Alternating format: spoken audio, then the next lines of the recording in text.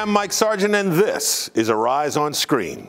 My father's a lot of unpleasant things, and murder is not one of them. Power attorney Robert Downey Jr. is the only person who can keep his estranged father, a judge, out of jail.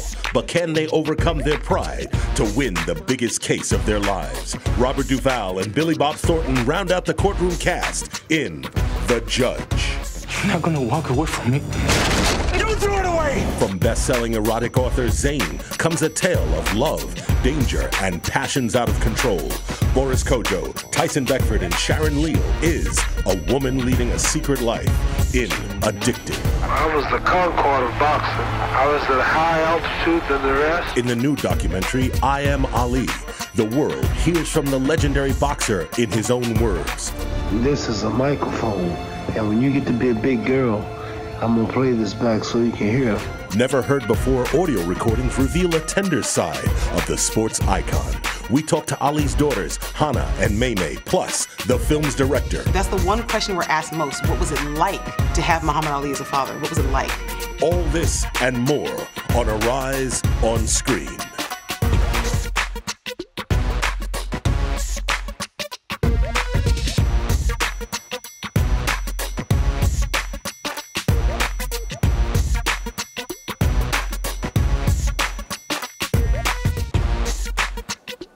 Hello, I'm Mike Sargent, and welcome to Arise on Screen, your global home for films both on screen and behind the scenes. So let's get to it. First, with this week's box office winners.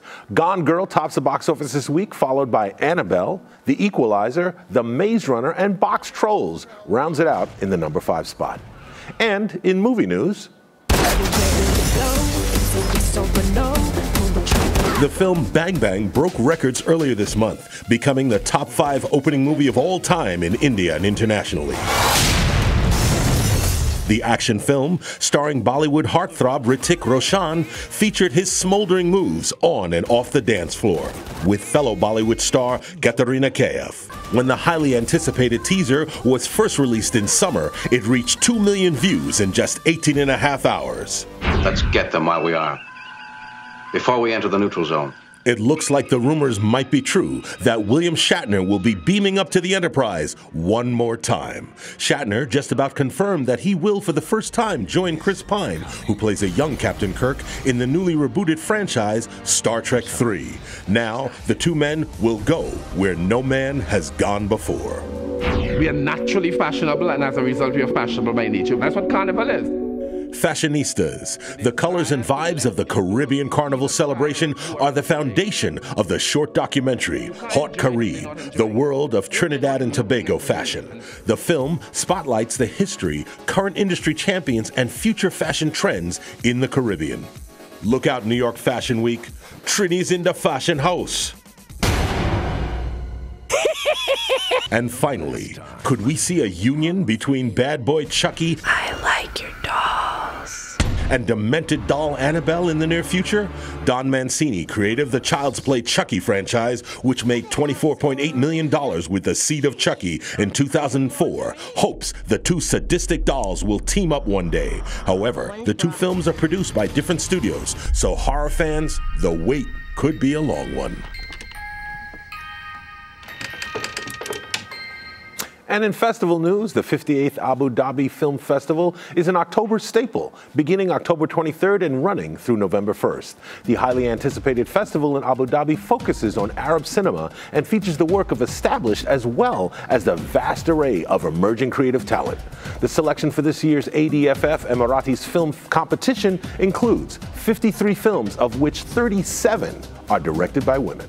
Today, I'm joined by film critics Justine Browning and Jackson Murphy of Lights, Camera, Jackson. Thank you, sir. So I'm glad to see you both here. Now, since there's so many movies coming out this week and for this fall, one of the things we're going to do today is you're going to tell me what your favorite films are that we're not going to get to today. Okay. So I'm going to start with you, Justine. Ladies first. There's so many. It was tough to choose. Mine is Kill the Messenger, which is about journalist Gary Webb, who in 1996 wrote this incredible article, Dark Alliance, which alleged that the U.S. imported drugs into certain neighborhoods. I can believe that. And it's very affecting. You like as you that? can And you, imagine. Jackson? I love this film called One Chance. Dance, and it's a musical comedy about Paul Potts, who went on Britain's Got Talent and actually won. It's the true story, and it stars James Corden, who's going to replace Craig Ferguson on The Late Late Show. I saw this film several months ago, and if you read my review, there's a crazy backstory on why this film has been so delayed for so many months, but it really is a nice little gem. All right, I have to tell you, my film is a film called Whiplash. I saw it at Cannes, and I have to say, having gone to art school, I could relate to this character, because it's about a music student who's got a really ruthless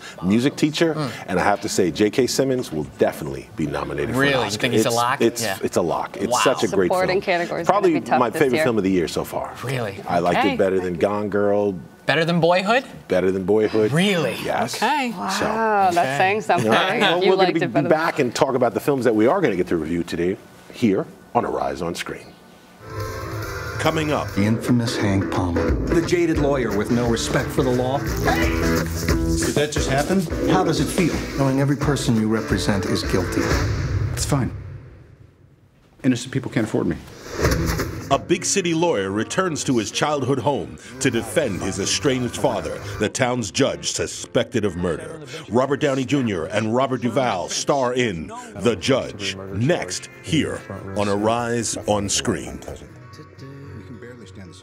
The great thing about Arise Entertainment 360 is that we cover the 360 of entertainment, food, fashion, lifestyle, culture. We're able to cover it all. And the thing I love most about the show is we're able to do a stunning combination of high and low. So we can talk about Rihanna on the red carpet, but we can also speak about high art with people like Sanford Biggers and Hank Willis. We actually spend quality time with our guests and we really get to know them. It's really intriguing because we get a 360 look at our guests.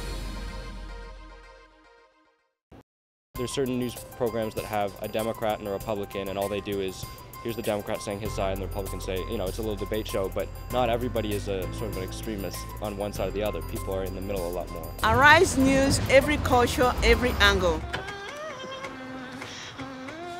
Hey, baby. What's wrong?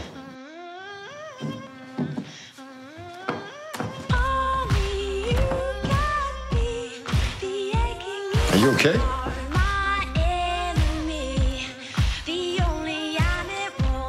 What's going on?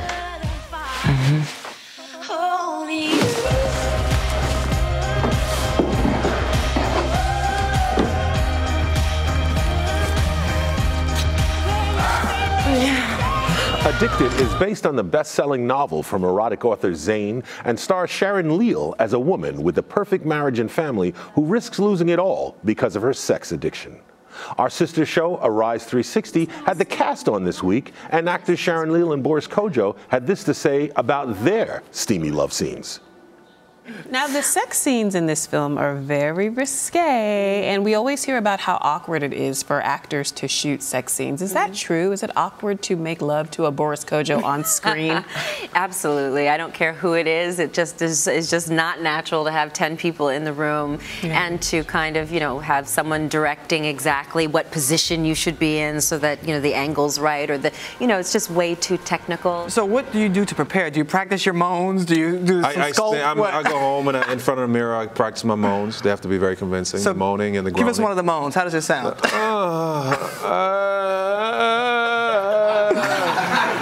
not the face I hope you make. It's very convincing. It's all the years of practice of moaning. Oh, very good. Don't try this at home.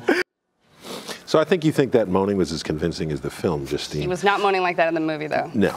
So now I'm going to go to you first because I happen to see this like Jackson did with the intended audience. So I'll tell you what I think of that. But what did you think of this movie, and how familiar were you with Zane? I was not familiar with her work at all, but I think it's a 3 a.m. Cinemax movie at best. Cinemax, not Lifetime. Not that I would know. No. Many scenes would be very inappropriate. For, how did you even get into this movie, Jackson? That's what I want to know. How did they let you in? He's a film critic. He gets a pass. It had as much gravitas as a dime store erotica.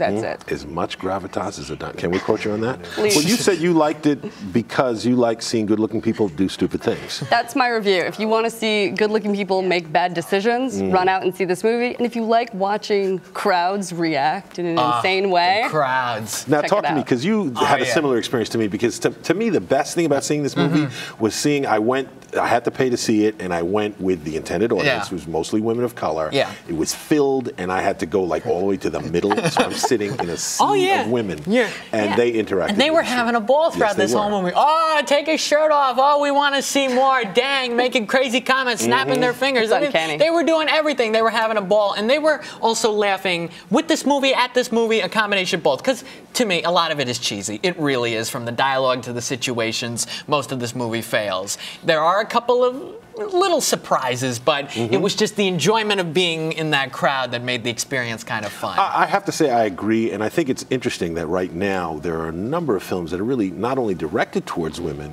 but definitely directed towards women of color. You know, we have a film coming up, Beyond the Lights, later this year. We just had No Good Deed, which did very well, and it's interesting because this is a somewhat underserved audience. I think that this film is going to do well at the box office because I think the word of mouth is going to be good on this. I have to say, while I was there, the women were just, let the camera pan down more. You know, they were just with this movie, and every butt shot, every torso shot, they were with it.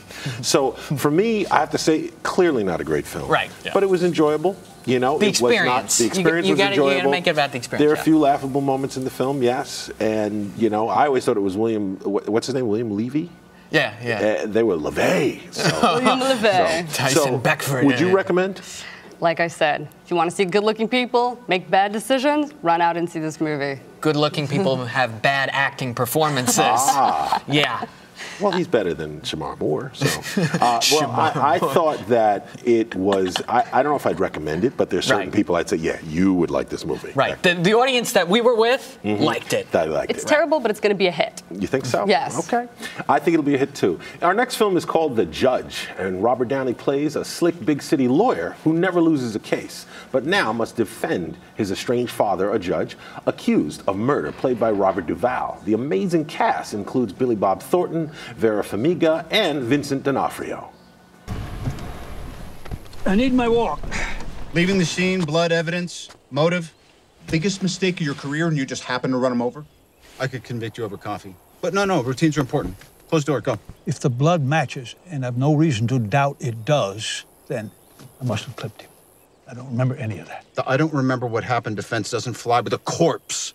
Well, I have to say, I thought this was a solid film. Good, not great. Could have trimmed maybe 20 minutes off of it. But Jackson, now, did you have high expectations going in? I did have high expectations because it is the Roberts. It is Robert Downey Jr. and it is Robert Duvall. And I think Robert Duvall's performance is excellent. I think Robert Downey Jr. is good. You know, he's really hot right now in the past 6 years since Iron Man. But I'm straight down the middle on this movie. I liked the performances, I liked some of the elements, but for me, it was the subplots that killed it. It was the Vera Farmiga element that went on too long. It was the brother with the disabilities that I thought was unnecessary. There were some goofy elements. The director did a lot of comedies. He did Wedding Crashers and Fred Claus. Yes, he did. This is not his forte, drama, even though he got some good performances out of it. Just the whole thing didn't work for me. I felt it was rather depressing, actually. Well, you know, it's interesting because this is the first film that Robert Downey produced with his new production company, Team Downey. And I honestly think, having looked at all the EPK, I think that this has changed the direction of where he's going to go with his career. You think because so, he really got to do some acting here. Right. Okay, and he hasn't. He's been making money. Yes. Now, you, on the other hand, you thought this movie, similar to him, could have been better. It's such a showcase of Robert Downey Jr.'s versatility. I think because he's been in the Iron Man films and Avengers, people forget he's actually a brilliant actor. And was nominated for an Oscar. For Chaplin. For Chaplin, yes. One of the most incredible performances of the early 90s. And so I think this really reminds people of that. And his sarcasm and charm off screen that's so apparent in interviews, that comes across here, and that's quite enjoyable. And overall, the film, I think, is sort of an homage to the 90s courtroom dramedies that I think a lot of people really enjoy. I thought it was more 80s for me. A little it is more old-fashioned. It reminded me of there's a film with Michael J. Fox where he plays Doc Hollywood. Similar. He goes back to a small town and meets the ex-girlfriend, that kind of thing. So, but I have to say, Duvall, do you all agree that he could get nominated for this? It's tough to say Academy Award nomination. He'll probably be in the circle, but I think a SAG Award nomination is a lock because of President Ken Howard playing the judge that Duvall has to face in the movie is in this movie. So SAG Awards nomination is a lock because of Ken Howard. It's going to be competitive. I mean, there's already a few people that are a lock. You mentioned J.K. Simmons earlier for Whiplash. He's great. This category is notoriously tough. All right, last question here because we're going to have to end the segment. But originally they wanted Tommy Lee Jones or Jack Nicholson. Do you think either of them would have been better? I'd say Duvall is the best out of those three. Absolutely. Okay. Duvall. Absolutely. All right. I agree. We'll be back to review some more films.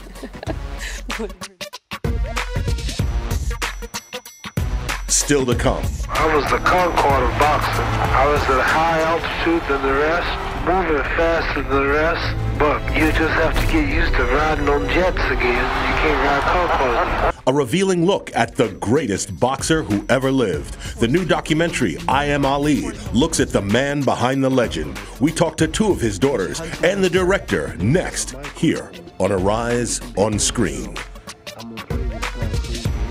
One of the great things about Arise Entertainment 360 is we have this Arise to Your Health segment, which really focuses on the holistic approach of being healthy. So we do everything from working out to juicing to getting in shape by doing fun exercises like bouncing on a trampoline or wearing these bouncy boots on our feet when we're jumping all over the set. We've done karate, we've danced the weight off, we've done just about everything. And of course, I love when we eat on set, but we do it in a very healthy and clean way. It was unbelievable, the power that this...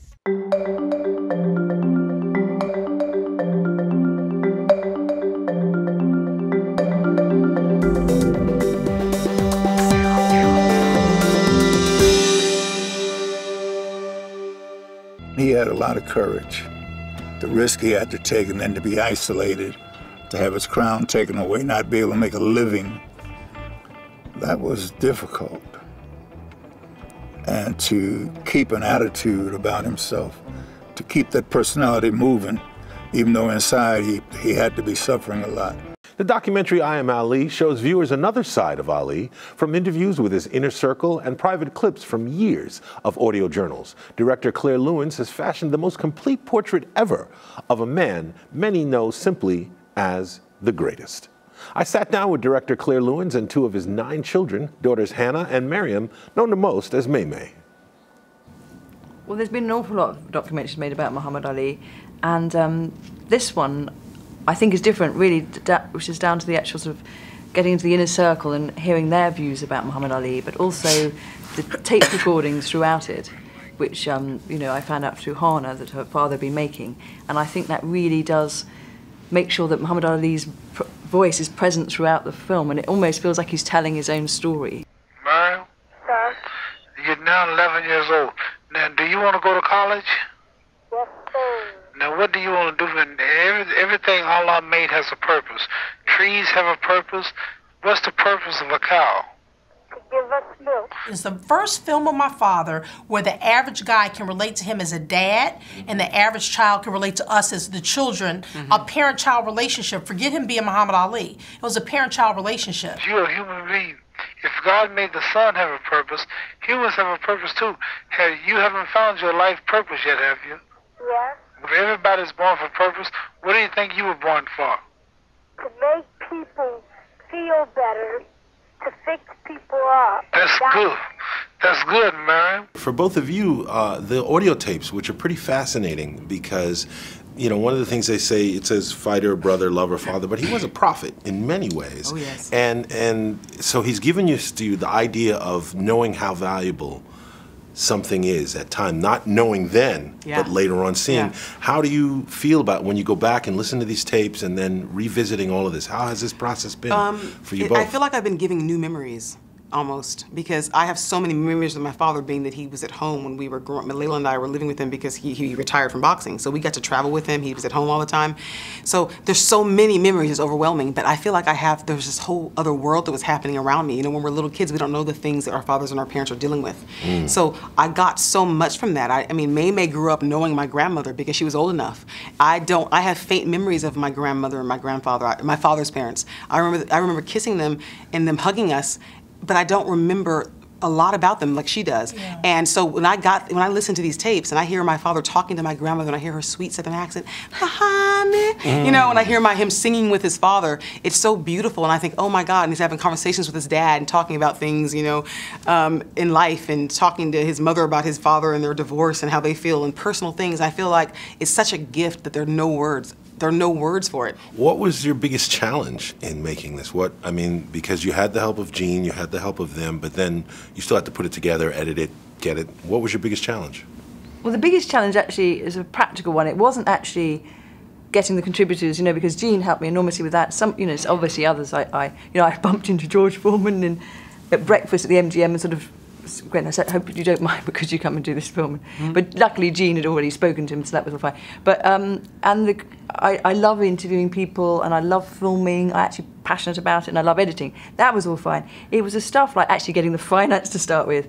It was the actual, you know, licensing the music, licensing the boxing archive, which is so difficult to do. I mean, it just takes months and months and months. So it's that side of stuff that doesn't, you know, it all has to be done, but it was that sort of thing that was the difficult thing. When she first came, and especially for you, Hannah, because you had plans for these audio journals, and what is it about her and her approach and what she wanted to do that made you say, okay, you know what, I'll let her take this? You know what really it was? Not just the fact that she was very persistent, but Claire is so genuine. And she's such a sweet person, and when she would explain to me the vision of what she saw for my father, and then when I saw more of the footage, I thought, okay, I can do this. And you know, I thought, okay, well, the film will come before the book, and I can just put this on. I told her, Claire, I'm hiring you for all future projects. There's just a wealth of information there. So it was a no-brainer for me. You know, right when I met her. Honestly, I even entrusted in introducing her to them and showing them to her when I saw just 30 minutes of the clips she was doing when I did after just meeting her and doing my first interview. So what's so great is Hannah always said to me, you know, May, there's so much about Dad, and there's nothing where all the kids are in it. And you know, Claire has Hannah, myself, my brother, and Hannah will be doing a book and maybe audio tapes, and maybe one day we'll do a documentary where all 9 children are present. And I'm glad that's going to be saved, you know. But yeah, I mean, Claire, she's very genuine like my dad, and she's sweet, and she didn't have an agenda, and she was the first person who saw the value in the children and the parent relationship. She wants to know why he's so loved. Why are they making this many documentaries on him? What is it about this man that makes him so great? And she found a way to tell that story and show you. And they say, you know, a picture's worth 1,000 words, and they tell you so much in writing and in creating, show, don't tell. And she managed to show it, and my father is telling it, and she did the artistic creation of it all, and it was so perfect. I tell her I want to kiss her feet. Here, her feet are right here. Well, you can see that clearly this film is a labor of love for all involved. And we'll be right back to actually give you our review. What's going on? If you want to survive, you must stay with us. When we return, 30 years in the future, mankind's survival depends on robots until something goes fatally wrong. Antonio Banderas plays a man searching for the truth in Automata. Next, here on Arise on Screen.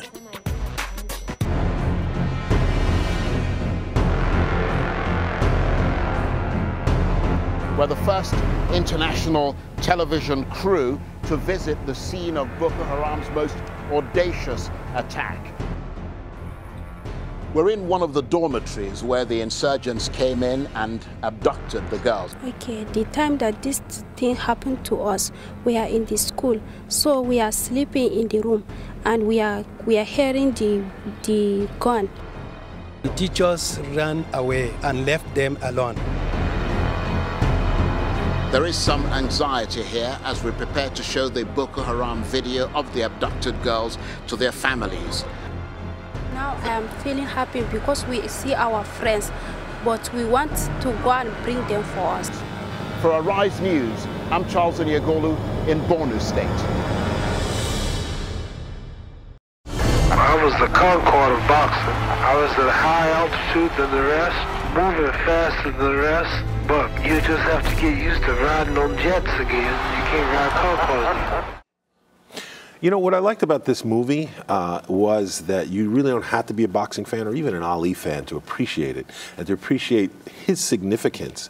And I think you, Jackson, because you were not familiar and you've never seen any of the multiple documentaries on him. Correct. You liked this movie and it made you want to know more about him. Yeah, I wasn't that familiar with Muhammad Ali's life, but I love the interviews in this film. They're so compelling, all the different people that he impacted and they were impacted by him, and that he was a real family man. And you could see that those audio clips, they really showed a softer side of Muhammad Ali, that he was a family man, that he connected with people, and the fact that they kept all of those audio tapes is really stunning and really great to showcase in this documentary. Well, and also, you know, it speaks to one of the things that you really find in the film is that he was a prophet. I mean, he would say something and then it comes true. He said these audio tapes are going to be history.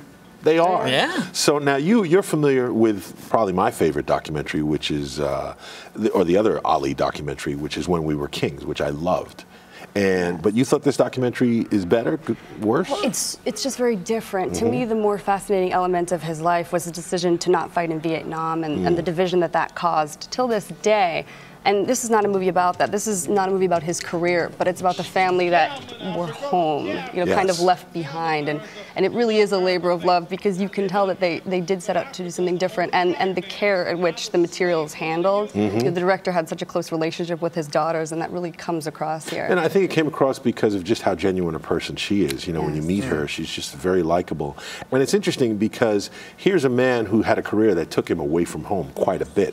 Yet they still have this reverence and love for him. They felt his love because he'd do things like call and do that. And I have to say, the BBC has a good reputation for doing celebrity-driven documentaries. They've been doing it forever. And I think because this was originally just going to be a segment, that she decided to do it as a full-blown film says a lot. Yeah. It completely works. And he's too big a subject to just put into like a half hour. You have to hone in on one thing. Yes, you do. So, And this does that very well. You'd recommend? Absolutely. Yeah, I like this very much, yes. I concur. I would highly recommend as well. All right, our next film is a film called Automata, and it stars Antonio Banderas, and it's about a world of the future where mankind has to survive with robots until something goes very wrong. And Antonio Banderas plays this insurance investigator who has to find out why. A machine altering itself is a very complex concept. Self-repairing implies some idea of a conscience. Please, sir. Please, sir. It was staring at me. I shot it because it looked alive. Two of them tried to alter a third one. Then Now, this is a movie that, now, again, I'm a sci-fi head, so I like this type of movie. I felt, you know, it was inspired by other films and maybe a little too much by a few. So I think, no, I wouldn't say rip-off. Oh, well, these are sci-fi themes. But I'm going to start with you, Justine. Now, this is a movie you were disappointed by. Did you go in with high expectations? Well, I didn't go in with high expectations. I just didn't know what to expect. But the part about it that I really enjoyed was the fact that the robots are not a threat to human lives, but they're a threat because humans are afraid they're going to advance. And I think there's a strong social message here. I agree. And also, the conclusion was actually quite compelling. I did not expect that at all. No, I was pleased by the conclusion. Now, you did not like this movie as much as she and I did you? Melanie Griffith said the word protocol, I think, 1,000 times, particularly in one scene. I just did not like this. It was cheesy. It reminded me a lot of Elysium, just the way the robots looked. I kind of liked Elysium, and it came out last year. But this was Antonio Banderas with a shaved head. What did you like about Elysium? I thought it was different. I didn't like Jodie Foster in it, but I thought Charlotte Copley was an excellent villain. I thought the visual effects were stunning. But this movie, Dylan McDermott had quite a flair, let's just say, a lot of flair in his cameo-ish performance. But yeah, I didn't love this movie. Well, I didn't love this movie, but I liked it, and I think it reminded me a little more of like a sort of a low-budget iRobot. Oh, it was very low-budget. This film, I mean, backlot for about half of it. It seemed like. Let me see, but I don't think if it had more money, I don't think it would have made the film any better. Stock footage. No, it's dependent on a script, and the script has to be great, and this wasn't for me. I wouldn't say it's great, but I did think, while many movies are inspired by other movies, this definitely had a little something original to say, which gosh. Surprisingly intriguing. So you wouldn't recommend? I would recommend it if you like sci-fi and you maybe want to experience something a little bit different. You would not recommend. I recommend Antonio Banderas as Puss in Boots, not in this role. Okay. Yeah. Well, I like him in Puss in Boots too. Yeah. So I would recommend it if you like this type of science fiction, and I have to say it's been a lot of fun. Both of you. Yes, thank you. It went by so fast. I know. All right. Well, thank you both for joining me. Yeah, let's do another one right now. Let's do another one. Okay. All right. Well, I'm Mike Sargent. This has been Arise on Screen. Thanks for watching, and we'll be back next week to talk more movies here on Arise on Screen.